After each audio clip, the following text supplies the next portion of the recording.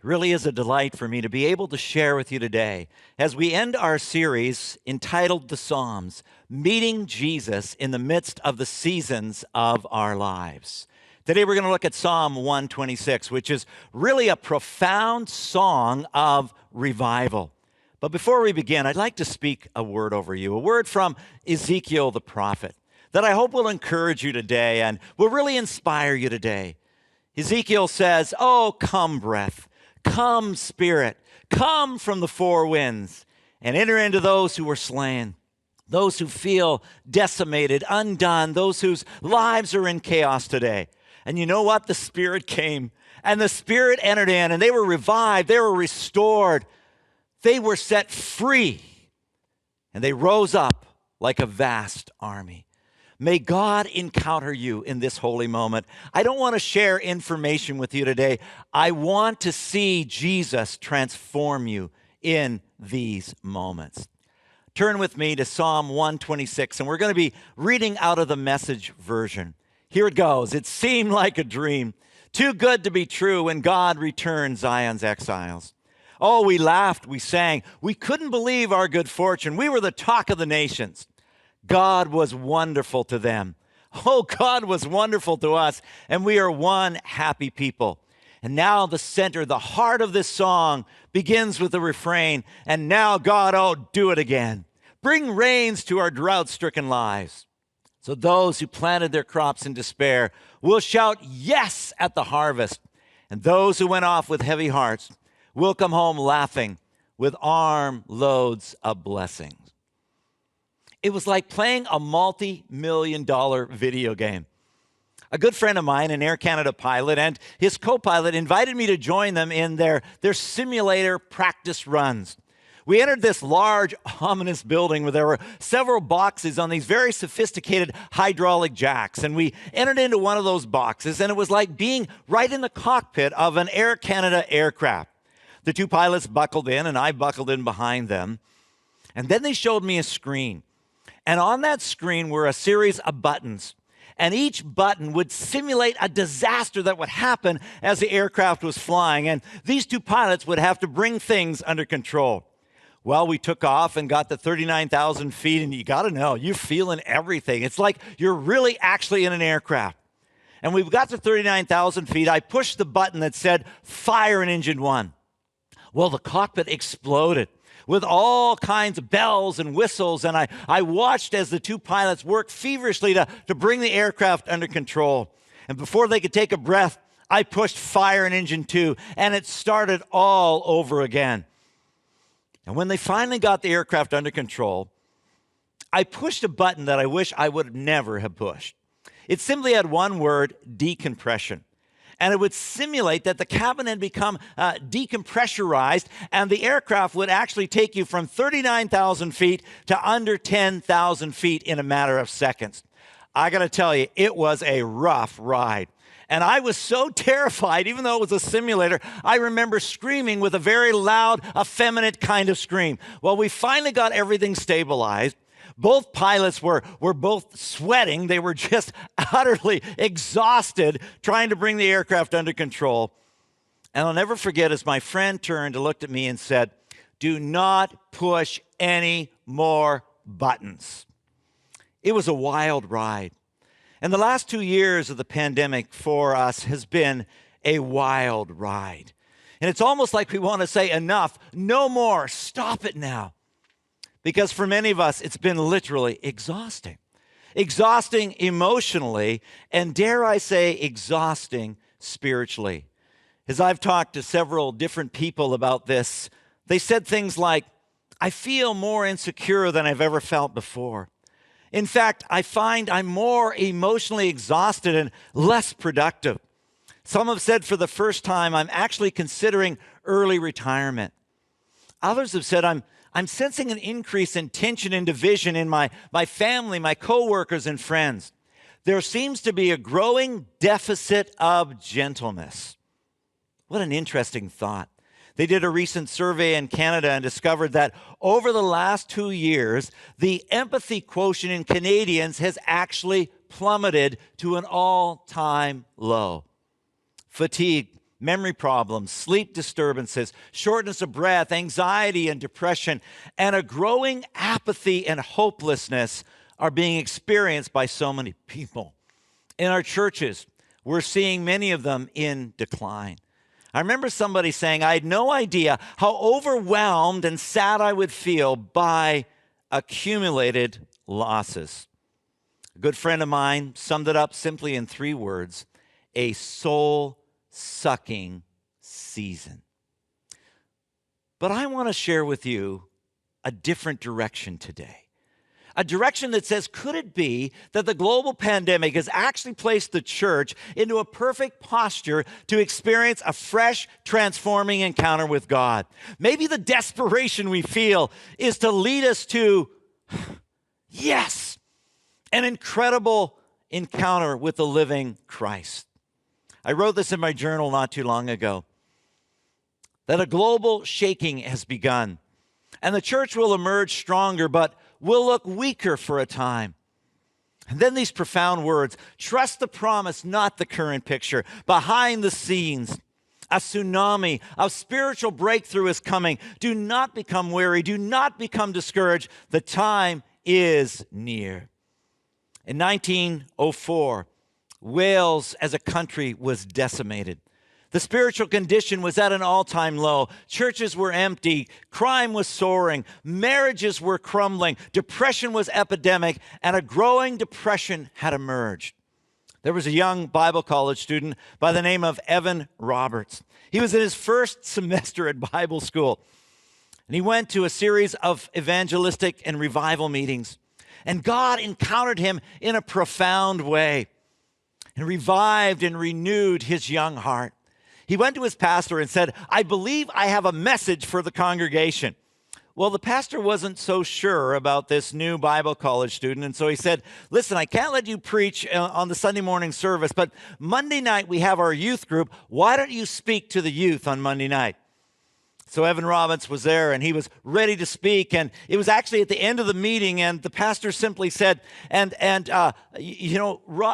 Roberts here has a word from God for us, but you don't have to stay if you don't want to. And many left, but 18 stayed that night. And this young Bible college student, filled with the passion and power of a revived heart, spoke to this group of 18 teenagers. And I got to tell you, God entered into that room, and God brought revival, and God brought renewal, and it literally sparked and ignited a revival that spread through every community of Wales. Phenomenal. And literally touched the corners of the globe. The social fabric of Wales actually changed. Bars were closed and didn't open for 80 years. Can you imagine? Crime diminished. Judges wore white gloves because they had no cases to try. Police officers didn't know what to do, so they formed quartets to go and sing at the revival meetings. Prostitutes were completely out of work and were getting gloriously saved in Jesus' name. So they actually formed choirs to go around singing and bringing people to Christ. There was even a slowdown in the mines, the coal mines of Wales. And you would say, well, how would a revival actually result in the slowing down of the industry of the coal mine? Well, to be honest with you, the workers had used such foul language to get the mules who transported the coal out of the mines that the mules actually had to learn the language of heaven in order for them to be able to respond. And in less than 5 months, 100,000 people came to know Christ in Wales. And one of them was my grandfather. And I would sit at my grandfather's feet, and he would tell me the glorious stories of what a revived people looks like and what a revived church looks like. And even in this young heart, as I sat at his feet, I would say, oh God, do it again. Joining the cry of the psalmist in Psalm 85:6, will you not revive us again, that your people may rejoice in you? Norman Grubb, in his book, Continuous Revival, says that when revival does birth forth in great and public ways, we thank God. But meanwhile, we should see to it that we ourselves are being constantly revived persons. We often think about revival as an event, and in many places, in many cases, it actually is. But I want to appeal to you, wherever you are today, the revival is meant to be an atmosphere, the actual air we breathe, as well as an event. Norman Grubb defines revival this way. When we come right down to it, he says, revival in the simplest forms means reviving the dead areas of our lives. So here's the question I have for you. What's dead in you today? What's dead in our church today? What's dead in our denomination? Because as we understand the condition that we're in, we come to this incredible psalm, Psalm 26, which is a song of revival. It was part of the songs of ascent that go from Psalm 120 to 134. These were the songs that were sung by the pilgrims as they would go to the great feasts and celebrations in the city of Jerusalem. And Jerusalem was high on a hill, and so they would come from their villages. They would come from the places where they lived, and they would go up towards Jerusalem. And as they would go up towards Jerusalem, can you imagine? Moms and dads and grandparents and young kids would sing the songs of ascent. And in this song, the psalmist is calling us to experience the fresh, reviving presence and power of God in our daily lives. Oh, hear this. It reminds us that our current circumstances do not define our future reality. We all go through seasons of exile, doubt and discouragement, disappointment and confusion. They come, but I want to declare to you today, they are not final. The God we serve is the God of revival, the God of restoration. He is the God that has the final word. And oh, He is the God of renewal. He heals the broken places of our lives. He awakens life out of death. He breathes light into darkness. He releases hope in the midst of despair. He is the God who revives. That's why at the center of the psalm is this incredible refrain. Oh, I wish I could have heard them sing it. Oh, God, do it again. Bring rain to our drought-stricken lives. It's fascinating that as you look at this psalm, the first three verses are actually in the past tense, and the last three verses are actually in the future tense. And they're telling us something really significant. Because at the center of the psalm is this appeal, oh God, do it again, bring rain to our drought-stricken lives. And it tells us that revival actually has a history. Revival has a past, but revival also has a destiny. It has a future. First of all, we discover that revival is fueled by the memory of God's redemptive intervention in the past. Oh, it seemed like a dream. Too good to be true when God returned Zion's exiles. Speaking here about the Babylonian captivity, which was 585 BC, where Israel experienced the worst of the worst, rape in the streets, cannibalism in the kitchens, a 600-mile forced march across a desert, and the taunting mockery of their ruthless captors. They were decimated. They were finished. No hope, no future, no relief in sight for over 70 years. And then, incredibly, oh, the whisper of hope, the promise of restoration and renewal. The prophet Isaiah speaks, comfort, comfort my people, says the Lord. Speak tenderly to Jerusalem and cry to her that her warfare is ended, that her sin is pardoned. And then the swelling reassurance of God's intervention. When you pass through the waters, I will be with you. Through the rivers, they will not overwhelm you. And then finally, this incredible crescendo, the proclamation, how beautiful on the mountains are the feet of those who bring good news and proclaim peace, who say to Zion, your God reigns. See, the people knew these promises of restoration.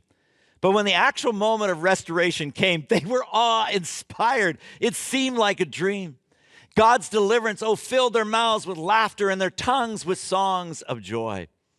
Several years ago, when I was pastoring a Lake Country church, a good friend of mine in the church was struggling with alcoholism.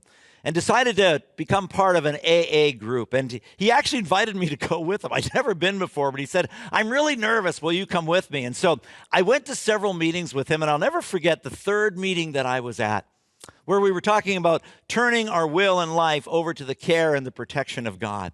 There was a young girl, 19 years old, who was in that group. And I got to tell you, this was some of the most raw and open and honest conversations I had ever been part of. And she said, I've been sober now for 3 months. But she said this last weekend was really tough for me. A number of my friends came into town and they were inviting me to go to a particular bar that I knew really well. And I recognized if I went and I met my friends at that bar, that I would start drinking again. And all the work up to this point would be undone. And then she prayed a very simple prayer. Oh, God, deliver me. Don't let this happen. But she was so torn and so pulled, she got in her car to drive to the bar, pulled out of her driveway, and got hit by another car. And we were all listening. We were going, this is devastating. And then what happened next was amazing. She smiled, she laughed, and she said, I totaled my car, but I'm still sober. Yay, God. Is that not an incredible moment? Oh, the church needs to be filled with people who capture the heart of God's restoration and deliverance. We ought to fill our homes, our sanctuaries with yay, God moments. But I'm going to be honest with you. It's so easy to get stuck, to believe that our current realities is never going to change. And Satan, my friends, is a patient, persistent predator. He's the master of the slow fade. And what he does is he fills our minds with lies about God's character. He fills our minds with lies about God's goodness. And when we begin to believe those lies, we start to actually doubt God. And we start to say things like, God is not powerful. He can't deliver me. Or even if God is powerful, he is not willing to deliver me. Os Guinness summarizes this so amazingly when he writes these words. Christians are in effect, he says, operational atheists, or atheists unaware. To be sure, Christians still affirm the historic creeds, and we say we believe in the Holy Spirit and in prayer and the supernatural. But for many of us, these are now only words. I don't know who's listening at this very moment, but your life may be filled with doubt. You may feel decimated. You may be questioning the goodness and the power of God. But I want to speak in Jesus' name. And I denounce those lies. That is not the God you serve. Listen to the heart of Jesus as he says these words in Revelation chapter 1. Do not be afraid, Jesus says. I am the first and I am the last. I am the living one. Oh, yes, I was dead, but now look, it's actually a command. Look, church, look. Jesus says, I am alive forever and ever. The one who rose from the grave, the darkest moment of human history, now became the brightest moment of our lives. Jesus rose from the dead. He conquered sin and hell and death. And he says, I hold the keys of death and Hades. That is the God you serve. And the one who's risen from the dead can reach into the darkest moments of your life, the most broken places of your world, and set you free. Because he's the God who is still the supernatural God and the God of the impossible. I remember speaking at one of the Alliance churches several years ago. And at the end of the service, I gave a bit of an altar call, and several people came forward. And all of a sudden, near the end, a woman came running up to me and said, could you please stay? I texted my husband. He's at home with our daughter. And then she told me that her daughter had been suffering from severe anxiety since she was 6 years old. She was now 12. She had not left the house for 6 years except for doctor's appointments. She said, my husband is coming, please wait. I'll never forget when her husband arrived with this precious, precious young girl. And she was tucked so closely into her father's arms that you could barely see her face. And he brought her forward, and she sat down in front of me, and she wouldn't even look. She just looked down. And I'm just going to be really honest with you. I don't know what I'm doing most of the time. I'm just showing up and saying, oh, God, give me wisdom. I don't know what to do. And God gave me a picture of Jesus speaking over the waves. And I could see her eyes darting back and forth. There was such anxiety, such fear, such terror. And I spoke with confidence and power, and I said, "Be still." In an instant, God did what I thought was the impossible. God did what a supernatural God does. He healed her in that moment. And she began to smile, and her mother said, "You're smiling. I haven't seen you smile for over 6 years." And then I asked her the question, "How do you feel?" She said, "I feel light. Like this burden, like this darkness has been lifted from me." I want you to hear this. Refuse to allow your present circumstances to crush your vision for a better future. Our present reality must be shaped by God's faithfulness in the past. The first time I entered into Arrow Lakes Alliance Church in Nakusp, it was not a happy day for this congregation. They had just been evicted from their church because of a mold problem, and they were meeting in the local funeral home. That's not a great place for a church to meet. It's almost like the slogan was, "We're dying, come die with us." And I remember speaking over this congregation, and they were weary, and they were exhausted, and they were decimated. And after the service was over, I went to the pastor and I said, "Share your dream with me." He said, "Oh, Dave, our church has always been so far out of our community. It's really hard to get to. I would love to see God grant us a church right in the community of Nakusp." And I said, "Well, what's available?" He said, "Well, there's the school, Glen Banks Elementary School. It's now for sale. It's $1.2 million. But David, that's impossible. It's never going to happen." And I remember looking at the pastor and saying, "Take me to the school." We drove over to Glen Banks Elementary School, and we were sitting in the car, and I said to the pastor, I said, "Well, how risky do you feel today?" He says, "I'm always more risky when I'm with you, Dave." I said, "Okay, get out of the car." We got out of the car, and we stood in front of Glen Banks Elementary School, and we raised our hands in the air. And we claimed that school, that property for Jesus Christ. And we knew that that property was really valuable and that there were many contractors who actually wanted that property. But the pastor got inspired. So he got his leadership team together, and then they got the church together, and they decided that they were going to offer a bid for this school to the trustees. And the highest amount of money they could come up with everybody committed, everybody sacrificing, was $250,000. That was it. And they wrote a letter to the trustees along with their offer of $250,000. And God miraculously intervened. And they got Glen Banks Elementary School for $250,000. But more than that, the congregation actually got revived. There's a vibrant congregation in Nakusp today. Oh, if you get a chance, go visit them in Glen Banks Elementary School, which is now a Christian and Missionary Alliance Church. Because it will remind you of this, that revival is nurtured by living in a history like that and building on such a foundation. I was there a few years ago, and I met with the elders in one of their homes, and we told the story again, and their eyes sparked with vision and passion and energy. G. Campbell Morgan wrote these words. He said, "We cannot organize revival. We can't. But we can set our sails to catch the wind from heaven when God chooses to blow upon his people." So what does it mean to catch the wind? To set our sails? It means telling the stories of God's restoration. Last weekend, I buried my mom in a little cemetery in Tappan. And all of my cousins, family members were gathered around. You know what we did? We told stories about my mom. We told stories about God's restoration. And instead of there being a somber sort of, heaviness, we were laughing. We were celebrating. And this is what we were saying as we heard every one of those stories. And it was like, yeah, my mom is dead, but she's still speaking. And what is she proclaiming? God, who has been faithful in the past, will be faithful again. That's the story. One of my cousins looked at me after it was over and said, "This is the most spiritually inspired that I have been in years at a funeral. Come on." Why? Because that's the story. That's the song that we sing.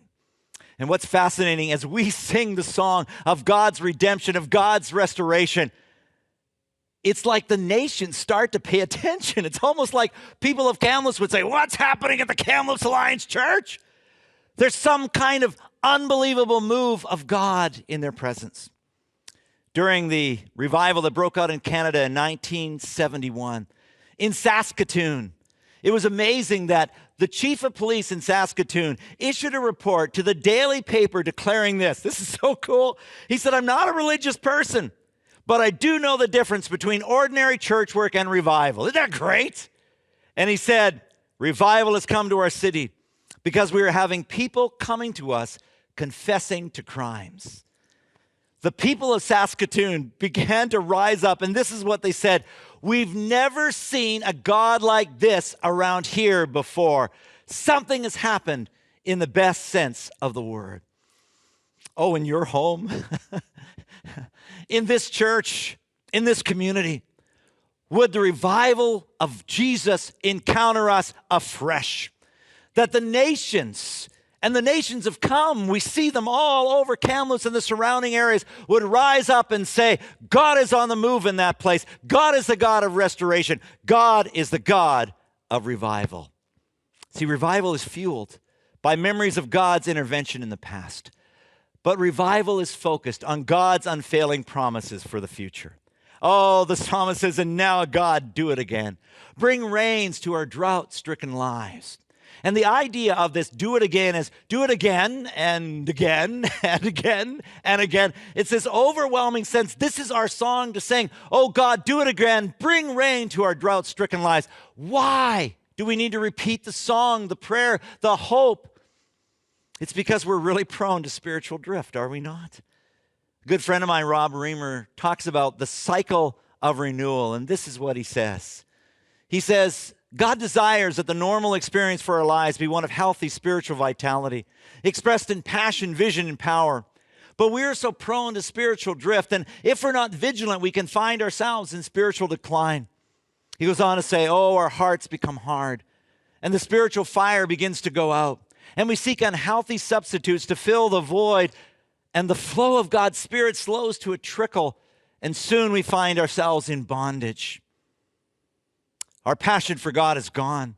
Sinful patterns become full-blown addictions, and we become critical of others, and our focus is increasingly self-oriented. But I love this next phrase, but then a deep hunger for God starts to rise within us. And then he says, we enter into a state of continual repentance, and our hearts are turned fully back to God. New energy enters in, and fresh fire fills our soul. And then he goes on to say, but this is the key. The key is as we experience spiritual drift, we stop it immediately. We don't let it go further. He says in this next phrase, the goal is to shorten the cycles of renewal. To shorten those cycles of renewal in our lives, we want ever-tightening circles so that eventually we live in a state of perpetual spiritual vitality. My father was a pastor for many years, and one of the churches he was pastoring, things went sideways, and my dad got really hurt.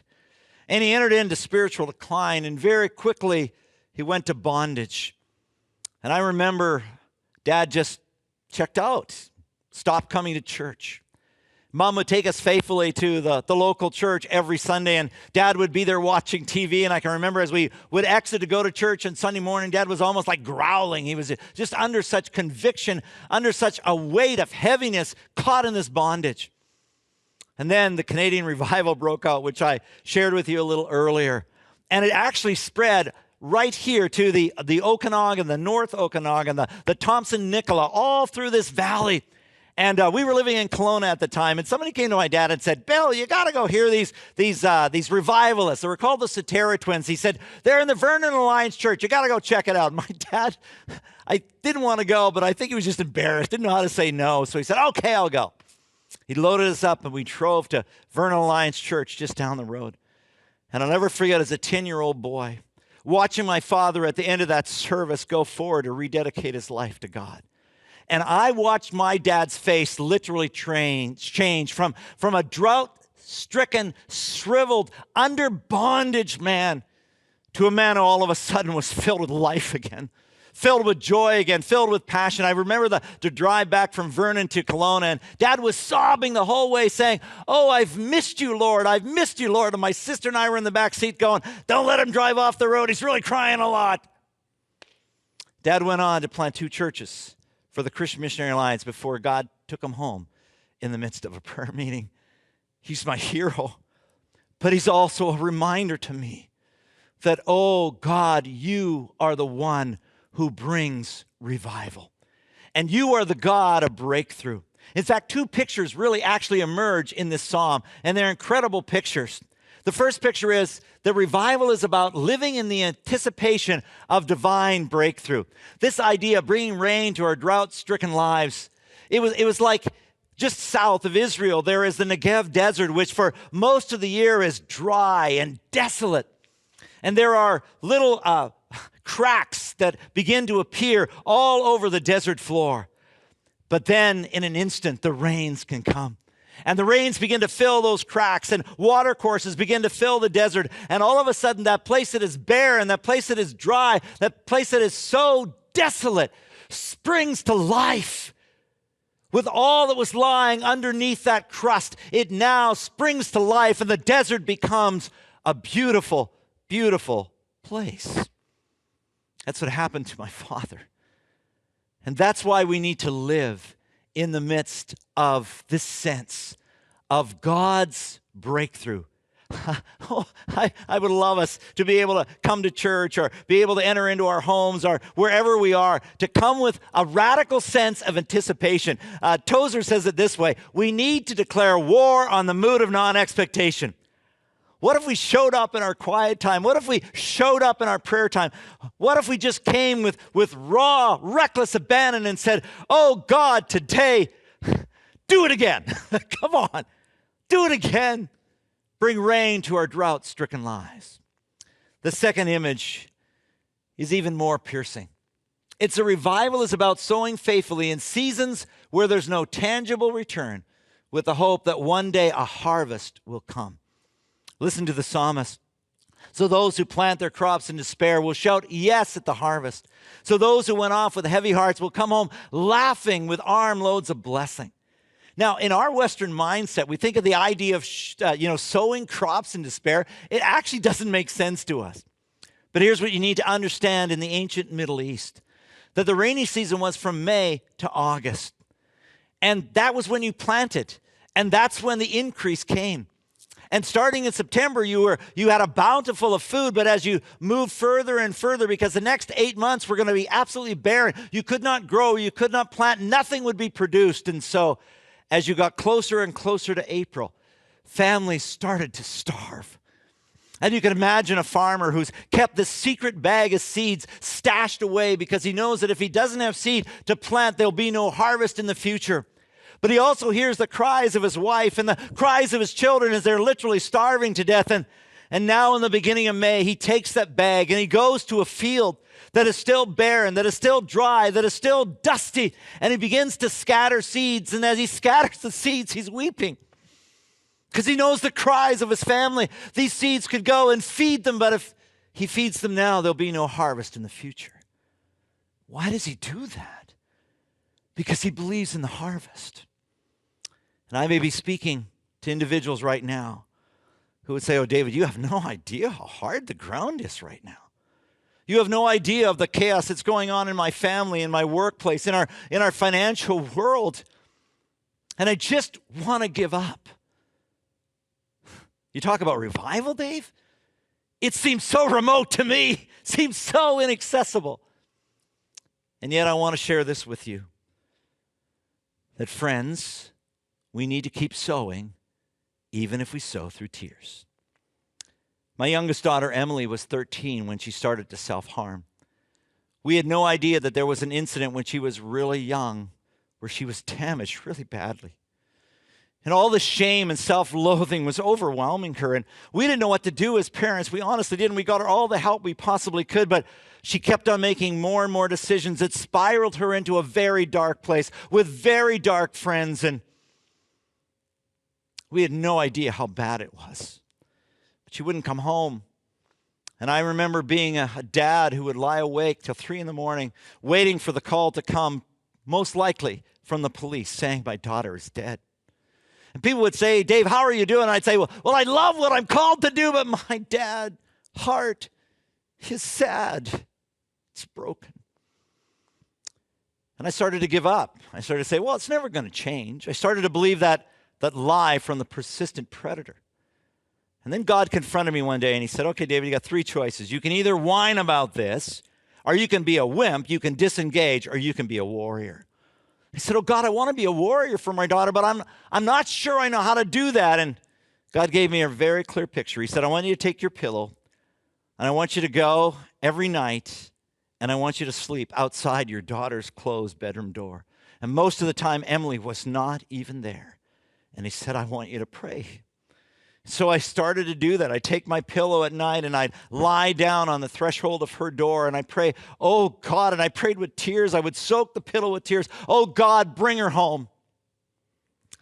God began to work, my daughter Emily. And little did I know that one night she came home early in the morning. I was sound asleep across the threshold of her door, and she told me later that she opened the door and had to literally walk over my body as she went into her room. But she said to herself, I guess he hasn't given up on me. Maybe Jesus hasn't either. She started to go to church, and God began to work in her heart. And he revived my daughter Emily. And I remember a few months later where I was able to share in her baptism, and there's Emily right there with one of her good friends. And Emily shared this at her baptism. She said, I'm paralyzed by fear. I cannot fight back. It feels out of my control. And then I feel a hand on my cheek. It slowly turns my face away and back to Jesus. And the darkness melts away in an instant. And once again, the peace returns. And I take a breath of freedom.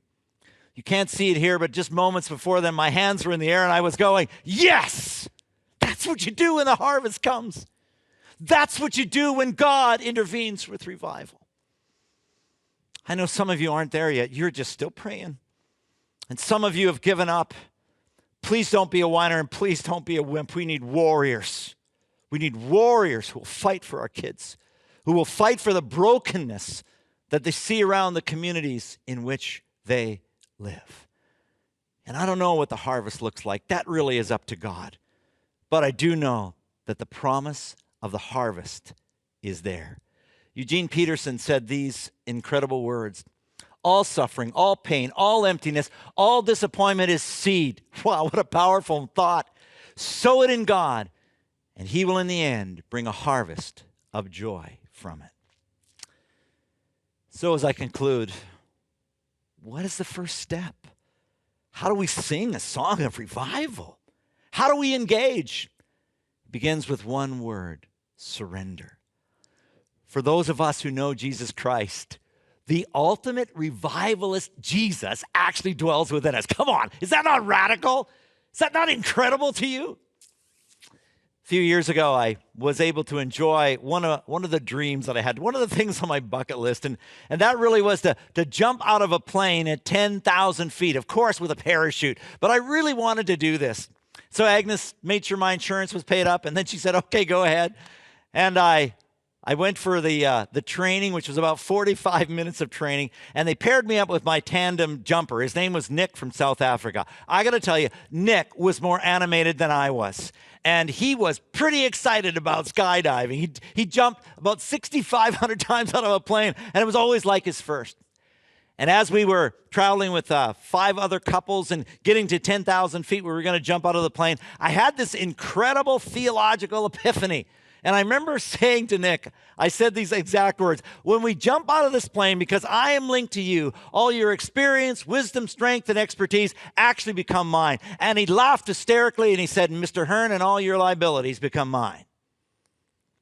It's the heart of revival. Don't miss this. It's coming into the exchange life where we bring all of our liabilities and we get Jesus.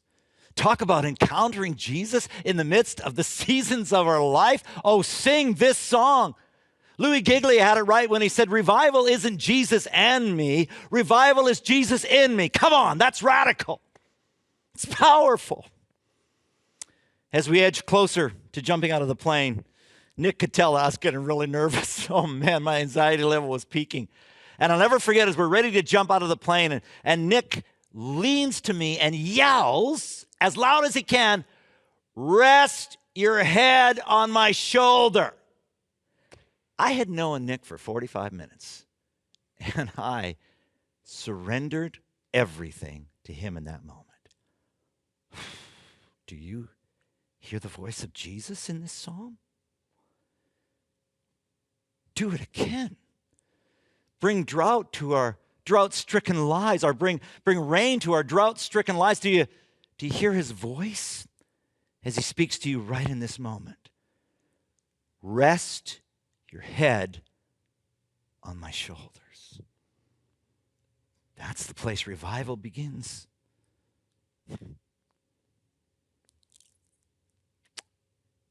So what is it that you find yourself? Fire in engine 1, fire in engine 2, overwhelmed, ready to give up. It might be an issue of your own soul, your own brokenness, a shame-filled life. It might be a family that's decimated. You might be on the edge of divorce. It might be kids that are a long way from Jesus today. It might be financial ruin. Oh, the list could go on and on and on. So, sing the song. Do it again. And as you rest your head on his shoulder, whisper, "Jesus, I'm yours. Come fill me. Come restore me. Come and set me free."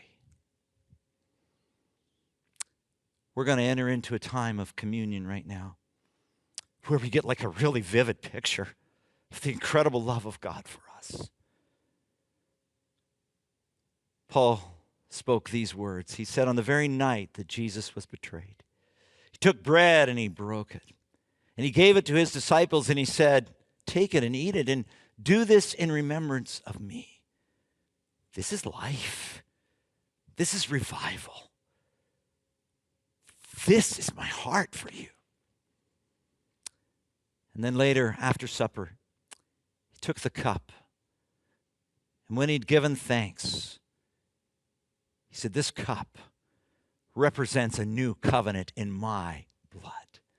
Take this, drink it, and as you do, remember me until I return." The quietness of this moment, in the deep reflection of this moment, be still. Feel the breath, the life of the Spirit moving in on you. Embrace it. Rest your head on his shoulder and sing, "Do it again." Amen.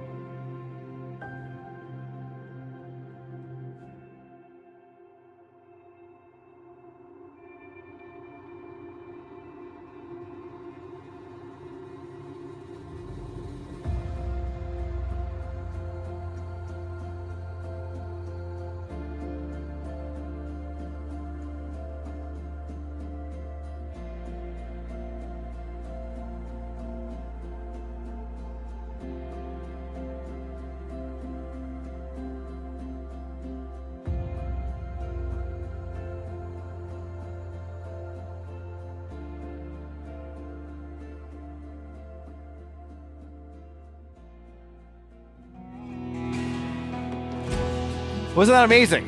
Again, we have an exciting announcement about Dave and his interaction, kind of his place here on our staff in a few weeks. But we are so, again, gifted and blessed that Dave has come and he's willing just to give so much to our community. So thank you, Dave, and thank you for joining in, you online people. Hey, just stay connected to our church. Text CONNECT to the number on your screen. You get a text message. Yes, text message on Fridays of all of the amazing things happening in our community. Don't forget, my friends, next weekend is kickoff weekend. We need your help. Come serve alongside of us, 6:30 Saturday, 9 and 11 on Sunday morning. Love you lots. Thank you for trusting us.